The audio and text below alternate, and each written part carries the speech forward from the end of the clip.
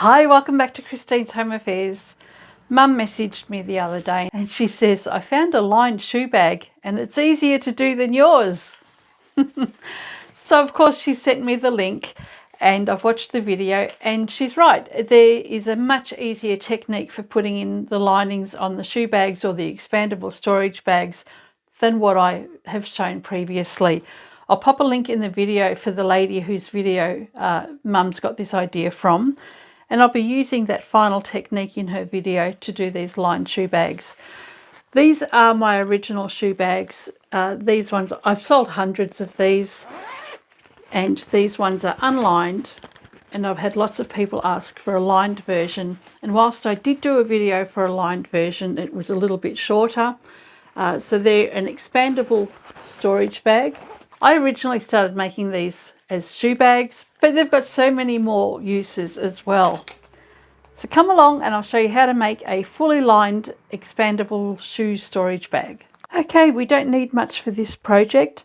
For the outer part of the bag, I'm using a piece of upholstery fabric, and it's heavy enough that I don't really need to put a stabilizer on it. I don't need this bag to be rigid in any way.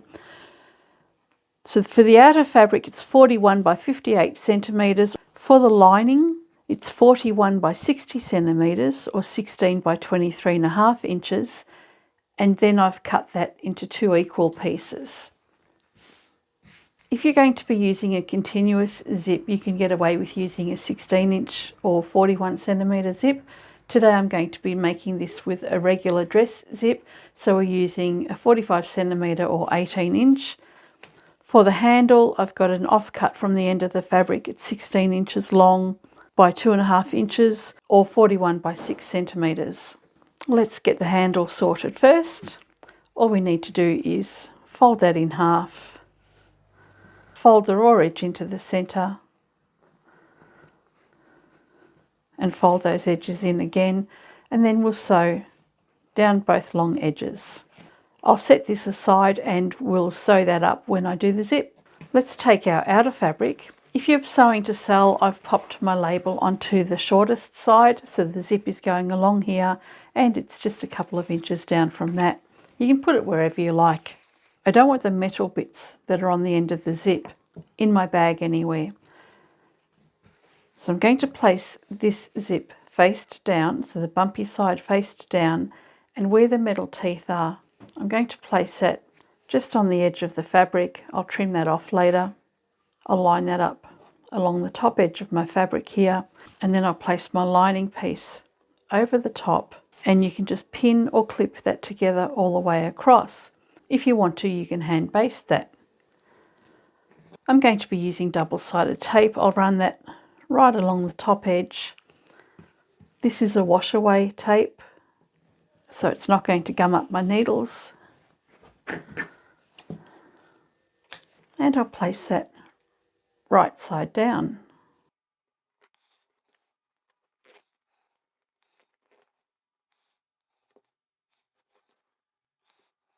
The reason why I'm using a longer regular zip is because it'll be easier to do the top stitching if we have a tail at the end of it. I've run another strip of tape along the top of the zip, and then I'll place my lining right side down. So this is the printed side. I'll have that facing the printed side of the fabric. Line up your side edges and then line up the top. Let's take this to the machine and sew all the way down here. I'm going to have the heavier side of the fabric faced up. That way there's less shifting in the fabric as the presser foot comes along here. The top fabric is more sturdy, quite often it's stabilised, and there's less chance of this shifting and stretching out at the end here. Put your zipper foot on, or a narrow presser foot, and sew as close as you can to the teeth.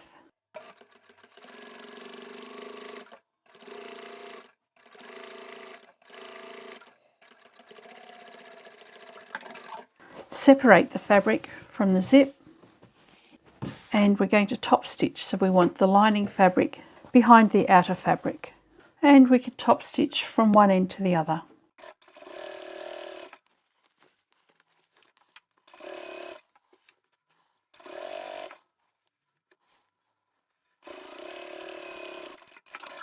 Alright, top stitching is done on there.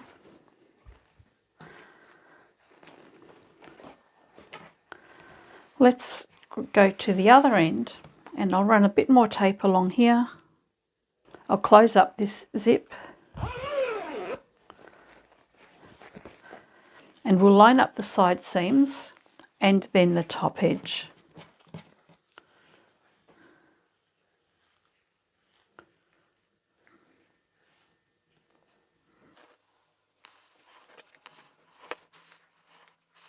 We can grab our other lining piece. We'll place the printed sides together and again we'll line up the side edges and then we'll bring that up to the top and line it up.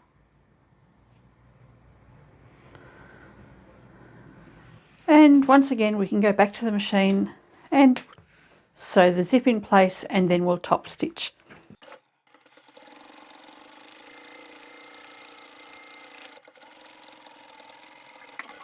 Then we can open the zip all the way and then we can turn the bag around, open the bag out and separate the lining and the outer fabric again. And starting from the end where the zip is closed, bring the lining back behind your fabric. So this is the reason why we have a longer zip, is because we can fan out that whole piece of fabric and place that zip behind your presser foot and then sew to the end. That way it's not so fiddly.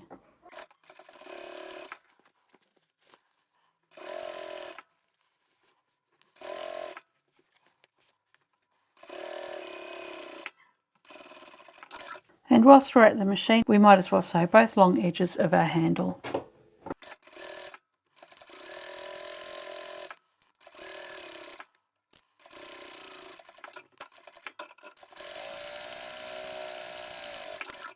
Alright, there's our zip in place. I'm going to close up the lining in a moment, and what I'll also do is stitch the end of the zip. So this end here, I'll open the zip up because we want the slider within the bag, and I'll just use some adhesive tape along my zip just to hold the teeth in place whilst I stitch it in place. So just on the end there. This just means that I can get into the side here and sew across here a few times without the zipper teeth separating as I'm trying to sew over the top. Just holds it in place and makes it a little bit easier for you. I'm going to sew across here and only across the section where the zip is, and on this end I'll do the same thing. I don't need to tape it up or anything because it's already closed here, so I'll sew across here.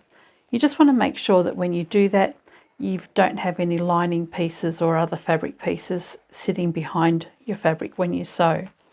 I'm going to quickly go and do that now. Alright, those end bits have been closed up. I can remove that tape and I can also trim off the end of the zip.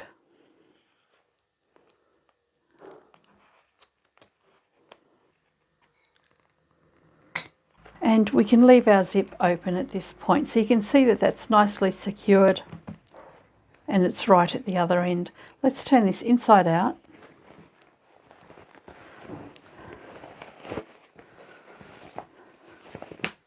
Separate the lining from the outer fabric. And we want to bring the lining pieces together. And we have a 1 centimetre seam allowance today. So along the bottom end of our lining, we'll sew a 1 centimetre seam. And when we sew up the side seams, that's also going to be 1 centimetre or 3/8 of an inch. We can sew from the outside edge into the centre, and we'll stop with a back stitch here and here. So just sew this section here, leave about a hand's width opening for turning through. So just back stitch at the beginning and the end.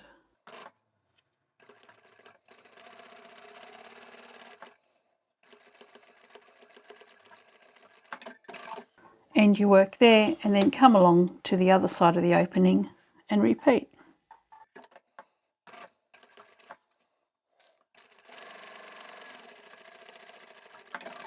Once you've done that, you can finger press these seams open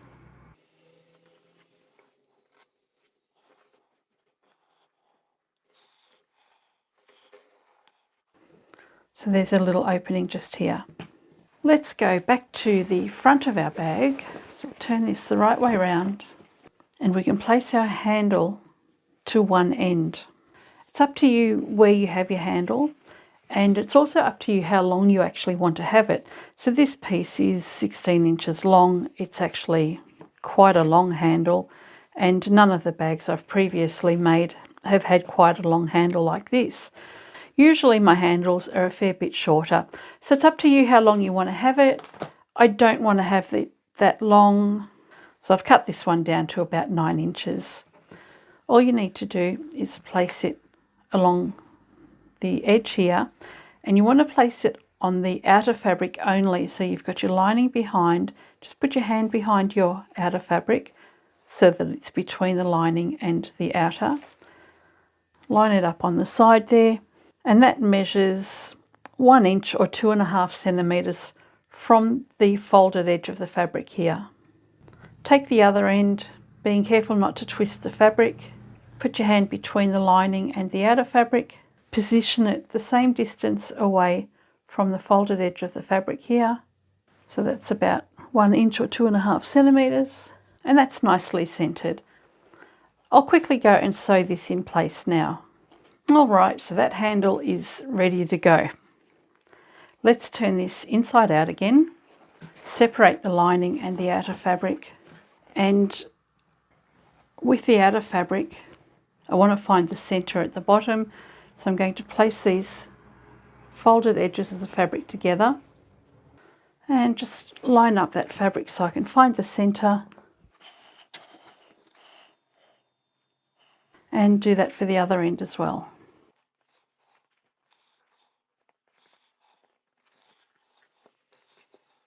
Okay, so I've marked the center at the bottom of the bag. From here you actually want to make sure your zip is open at least halfway. I'll line up that mark I've made with the center of the zip, pop a couple of clips in place, or you can pin it, and I've made sure that I haven't clipped my lining to the outer fabric. At this end I'll do the same thing, line up that mark with the middle of my zip, flip that around, and we'll repeat for the lining. We already know where the center is because we've got a seam along here, and we can line that up with the center of our zip again. So we've got our lining folded out, and we've got the outer fabric folded out as well. Bring it back to the top with the lining faced up. With my previous bags I've measured 2 inches in, which is the fold on the inside of the bag. So I think we'll do the same. Now if you have made these bags, or if you're familiar with these bags and you want to have it a little bit wider than this, you can still use the same, exactly the same dimensions. But if you want this bag to be a little bit wider, instead of using a 2-inch fold, use a 1.5-inch fold on each side. That's going to give you an extra inch of width on your bag. Likewise, you need bigger shoes to fit in here. Instead of cutting your fabric at 16 inches, cut it at 18 inches. That'll give you an extra 2 inches of shoe size, or 5 centimeters. So you can make that as long as you like for the size of the shoes that you have, or the width of the shoes. From the folded edge of the lining, we're going to measure 2 inches or 5 centimeters, and I make a mark on all 4 sides.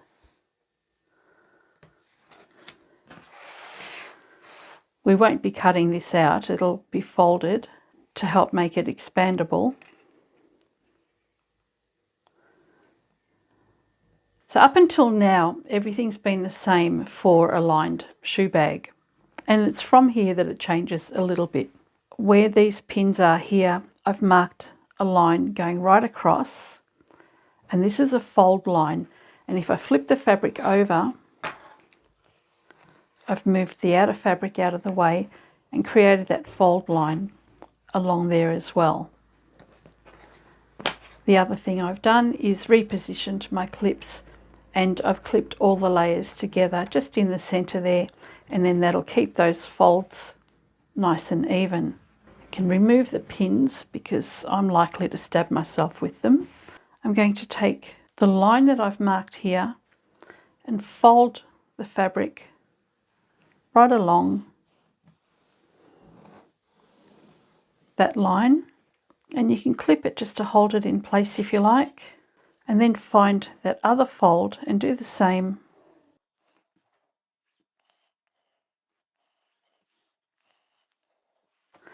And then bring this folded edge and this folded edge together.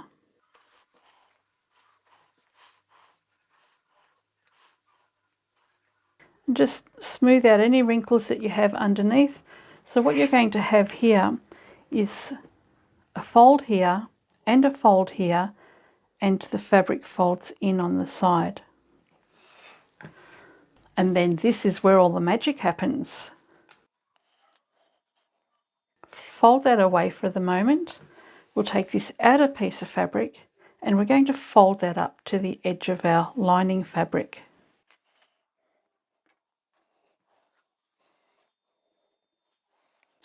You just need to fold up the outside edges. You can clip that fold in place if you want to. Then bring this fold back over and line that up with the outside edge of your outer fabric, and clip all those layers together.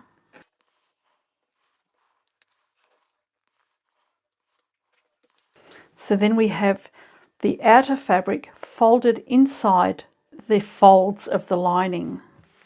Let's turn that around and I'll show you once more. Separate your lining pieces, fold across that line I've got marked,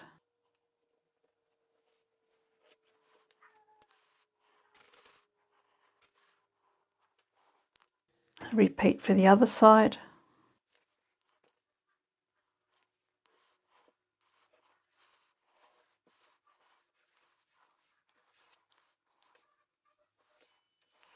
Once you're happy with that fold there, fold the outer fabric up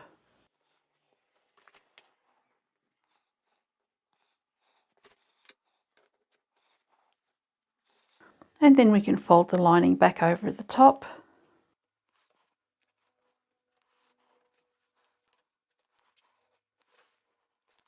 And we're ready to sew this up. This is our opening here for turning the bag the right way around. Open up your zip as far as you can, as long as it's not within the stitching area. Now we're going to take this to the machine and sew through all of those layers. I always triple stitch where the zip is. Because there are so many folds in here, I'll actually go and stitch both sides twice.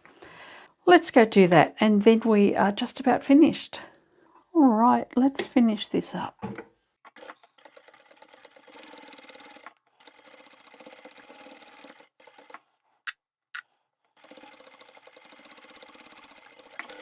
And I'll just stitch that again for good measure.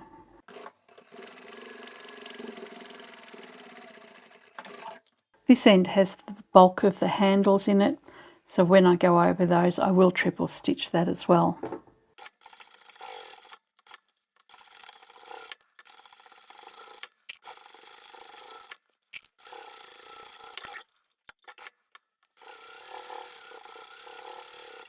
Okay, the ends are sewn up. Let's get rid of these clips and we can stick a hand in and pull the fabric all the way through.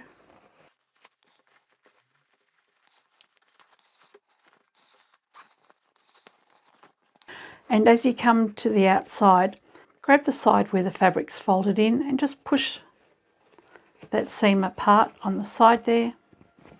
Same at this end and at the other end.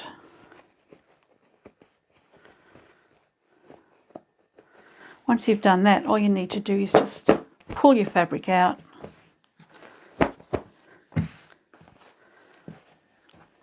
and the rest of it will fold into place and sit nice and evenly. And if you're happy with all of that, you can go back to your opening here and we'll close that up. I'll quickly go and do that now. And that's it. We've completely finished our expandable storage bag or shoe bag. So externally, there's absolutely no difference between the two bags. Obviously, the length is different, but we've got the same kind of fold on the outside edge there. The length of the handle, as you can see, really doesn't make any difference. It's whatever you choose to have. And the width of this is slightly bigger than the previous shoe bag as well. You can do these in any size at all. The other differences between my original shoe bag and this one, aside from being fully lined in here, I'm using a regular dress zip here, and I've used the number 5 continuous zip here. Sometimes I'll do my bags with tabs on the end. I think the original shoe bag video I showed you has tabs at the top and bottom, but generally I don't put tabs in. So this one's unlined, and you've just got the folds in there, and the bag folds out nice and wide to accommodate some shoes and a wine bottle. And this one will do the same. So as I said earlier, if you want bigger or longer shoes in here, instead of cutting your fabric at 16 inches, perhaps cut it at 18 inches or even 20 inches if you want something longer. I actually have these bags in the shop as well that are double the length of this. And people use them for long boots and work boots. So there you go. What do you think? It was actually much easier than the technique that I've used previously.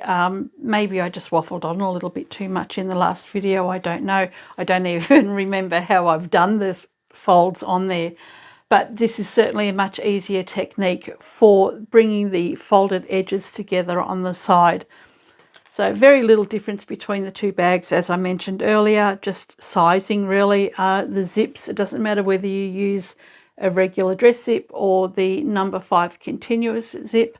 But I thought I'd show you how to make this with a regular zip today rather than having to put zipper pulls back on again. Now, although I do sell these ones in the shop, the ones that are unlined, I'm not going to start selling the lined versions in the shop. It's extra cutting out for me, and whilst it doesn't actually take that much extra time, it will actually add to the price that I want to sell them for. It's easier for me just to sell them unlined. I've sold hundreds of them, as I've mentioned, and nobody's had an issue with them being unlined. So I'm going to continue doing them unlined, which I sell for $20 each. If it were lined, I would just add any extra labour cost in there. And if I had to pay for the fabric or the zips or anything, I would add that cost in there as well. I hope you've enjoyed this video, and I shall catch you next time. Bye for now.